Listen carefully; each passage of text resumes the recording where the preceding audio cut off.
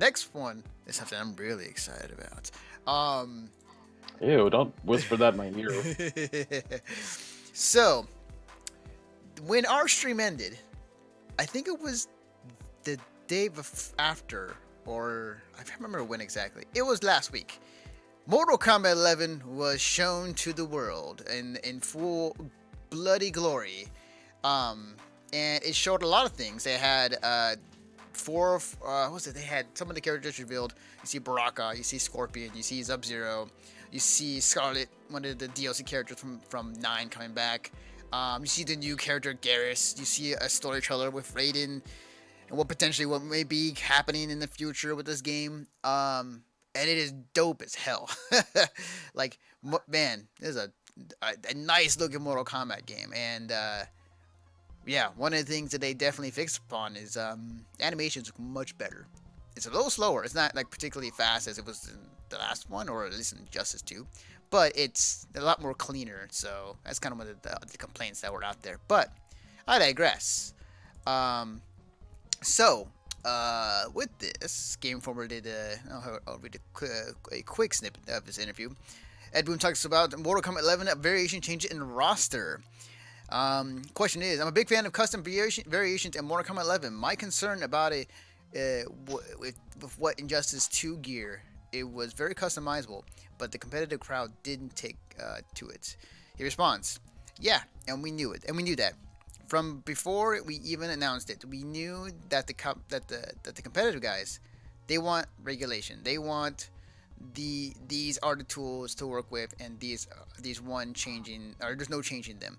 So we knew this was a more of a feature that the mass market would certainly love, but the competitive guys, they want a regulation pool table and regulation basketball courts.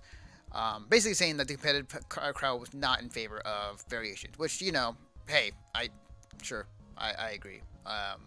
Especially with this, because like there were definitely some things in Injustice 2 where some of the items that they would put on your character would change some things about your character's moves, like your this move will be safer, or when you do it, you'd be safer, or you do this other move and now it does more damage and whatnot. So yeah, I definitely understand that mindset.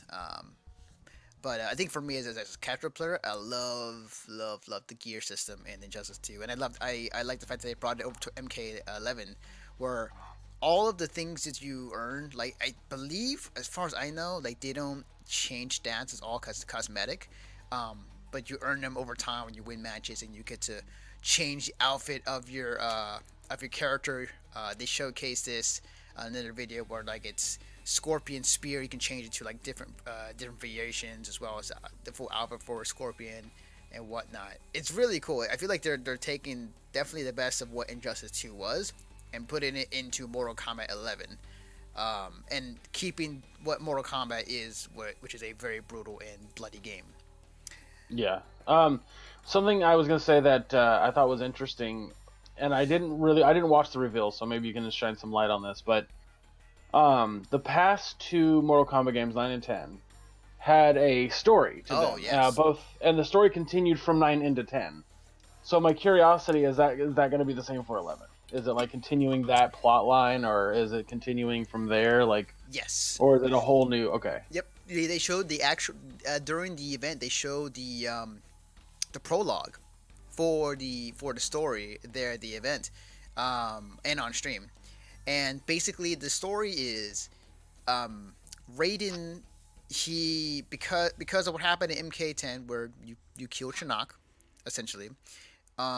You see Raiden in the beginning of this prologue torturing Shinnok, and knowing he can't kill him, but he decides to just chop his head off and just like put it on a stone, just like telling him there are fates worse than death. And he's wearing the amulet that was initially almost on Shinnok, now it's on Raiden, and there's rumors that Raiden's evil now. But the storyline goes is, at least in what they're presenting, is that because of what Raiden did in the last game, he fucked up the order of things in the universe, and this new character, Kroka, I want to say, it starts with K. I forgot the full name of her character, but she has essentially been pulling the strings the entire time from MK1 to now. And she's think of her like as not time traveler, but like think of her as like a time god, and she controls time as well as her minion, and she controls everything. You kind of see there in the trailer actually with the bald gold thing on top of her head. And she's now so she is now the one who wants to fuck up Raiden and try to restore things to order per se. So now we're gonna that's what the story is gonna lead into, is like now that there's gonna be time traveling or time aspects being involved in the storyline. That means that we might get to see, as we saw in the trailer, like young Liu Kang and young Kung Lao, and maybe previous versions of like other characters fighting themselves or meeting themselves. So, Gotcha. Yeah, it's gonna be that, and that's a good way for them to deal with mirror matches too. Absolutely, and not to mention, with that in mind, they can go in and they can bring in other characters without any without worrying about the storyline, because then they can say like, oh, because of what's happening in this time travel, you can bring characters like Stryker or Nightwolf back into the fray, and it would fit perfectly with the story and with the game. So yeah, it definitely opens that up. The other thing I do want to bring up during this event, bring this up here. What is this actually called? Hang on 1 second. Okay, WCC ftech.com. Neatherrealm is looking into crossplay for Mortal Kombat 11. It's something that they hope to do at some point. This is written by Alyssa Palumbo. During a recent MK11 press event in London, apparently there was 2 events happening in US and London. Our on-site reporter Colin Angrew was able to play the game as well as briefly chat with game designer Derek Kurzik from Neatherrealm Studios. At our behest, Cullum queried of him regarding the chances of crossplay making it into the game, and now the more titles are enabling it. While they aren't discussing any details for now, it is something they are looking into and hope to do at some point. Crossplay isn't likely to be enabled at this game's launch on April 23rd, but it may be later on, or released later. In fact, given Mortal Kombat 11 going to be powered by the Unreal Engine technology, it's easy to imagine the developers taking advantage of Epic's schedule crossplay features throughout 2019, which would be cool. It'd be great if it happens. And again, like we have a conversation of this last week in terms of Rocket League getting into the crossplay beta with PlayStation and having that enabled for it to play against other consoles and PC.